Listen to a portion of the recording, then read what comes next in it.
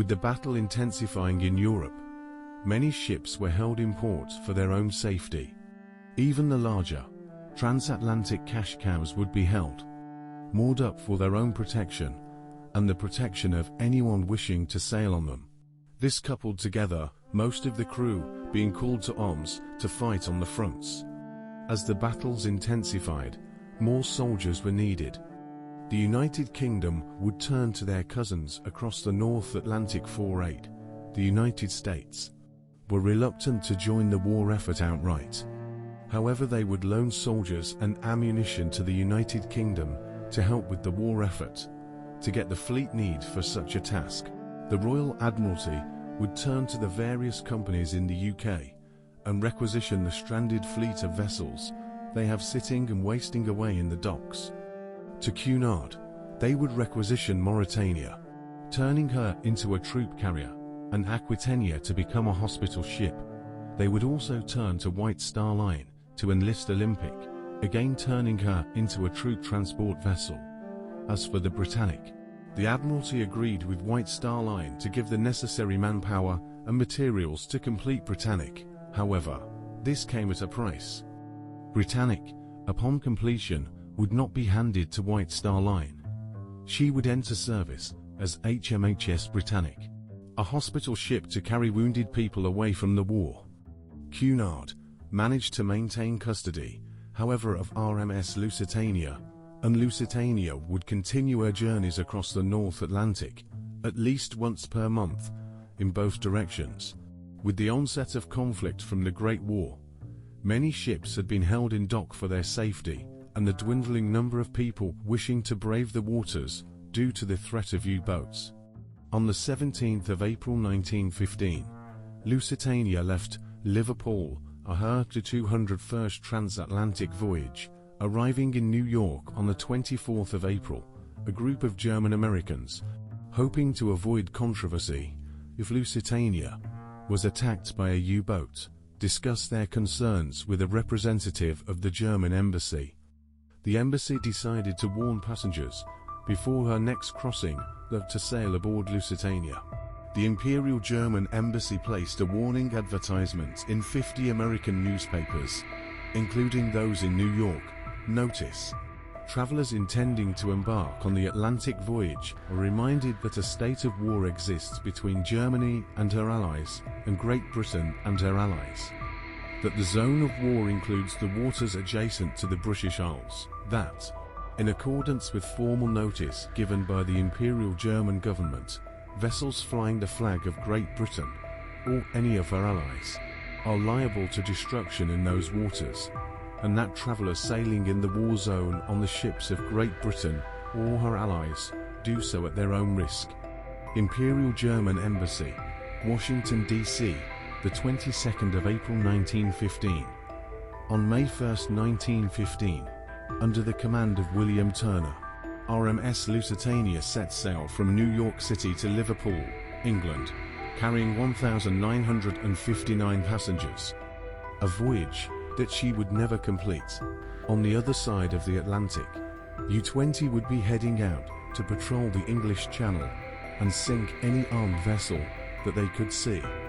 This was in response to a naval blockade being created by the British government. Under instructions by the Royal Admiralty, Lusitania was ordered to run no faster than 21 knots in an attempt to save coal for the war effort, effectively slowing her down.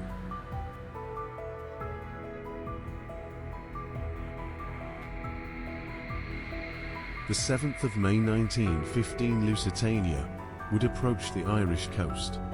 However, in the air loomed a thick fog. Captain ordered the ship to slow down due to reduced visibility. Later that day, the unthinkable happened.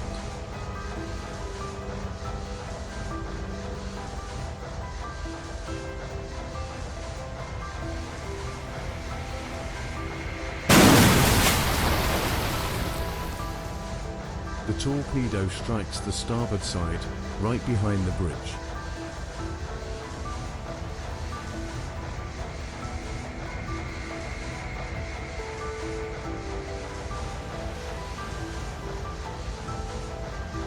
Shortly afterwards, another explosion from inside of the ship occurred, causing Lusitania to jolt violently.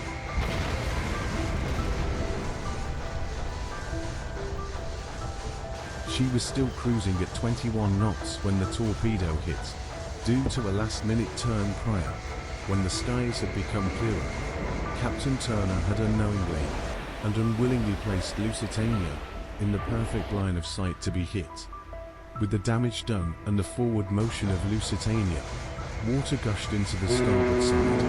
Attempts were made to ready the lifeboats, but due to the speed in which the ship was going, the lifeboats could not be safely launched.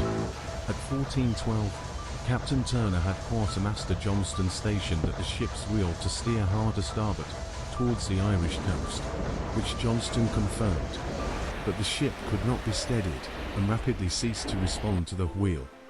Turner signaled for the engines to be reversed to halt the ship, but although the signal was received in the engine room, nothing could be done. Steam pressure had collapsed from 195 psi before the explosion to 50 psi and falling afterwards, meaning Lusitania could not be steered or stopped to counteract the list or to beach herself. 10 minutes after the torpedo struck the side of the vessel, the order was given to fill and lower the lifeboats, as Lusitania had slowed down enough to safely lower away. On board the stricken vessel, complete chaos ensued.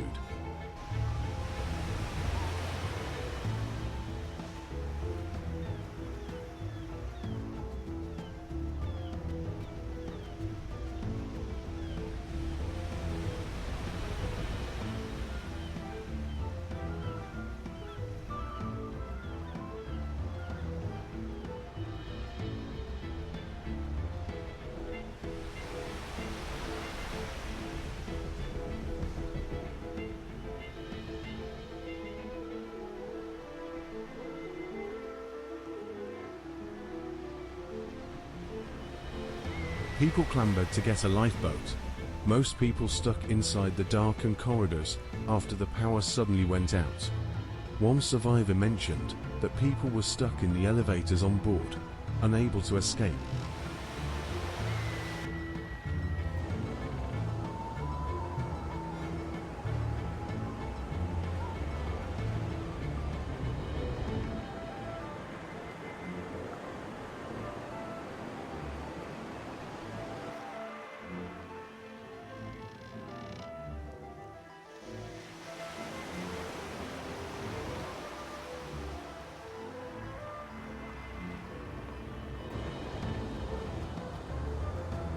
At 2:18 p.m., just 18 minutes after the torpedo struck the starboard side, Lusitania would slip beneath the waves, claiming the lives of 1,197.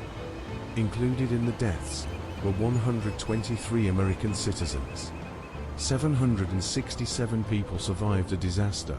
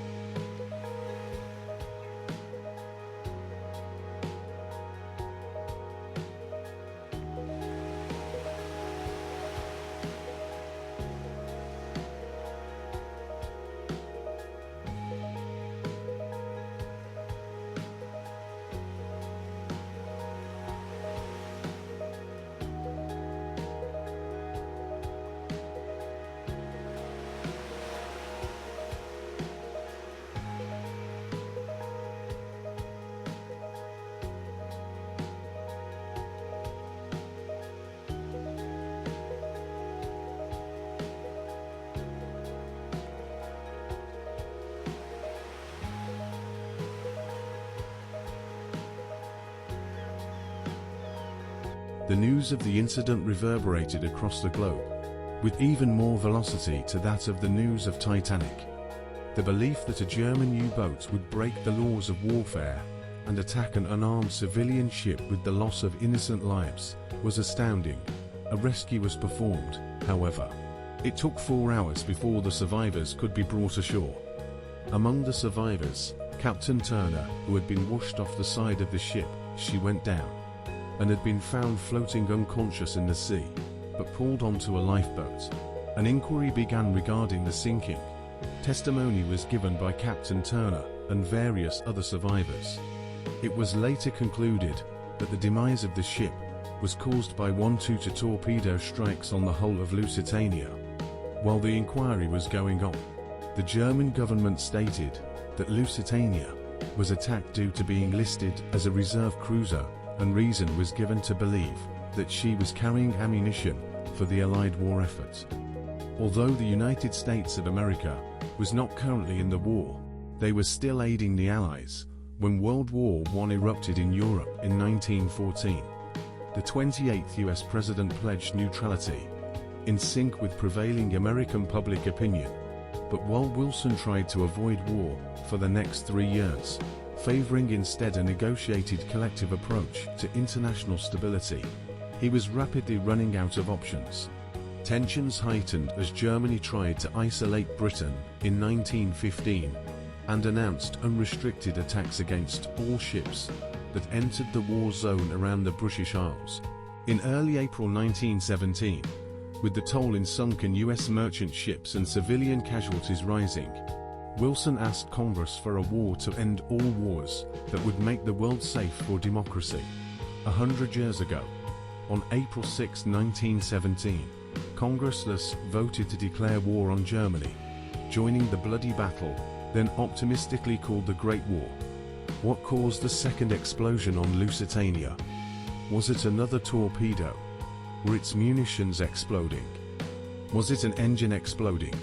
This is a question we may never know the answer to, as Lusitania now rests on her starboard side, 11.5 nautical miles, off the old head of Kinsale, and a water depth of 93 meters.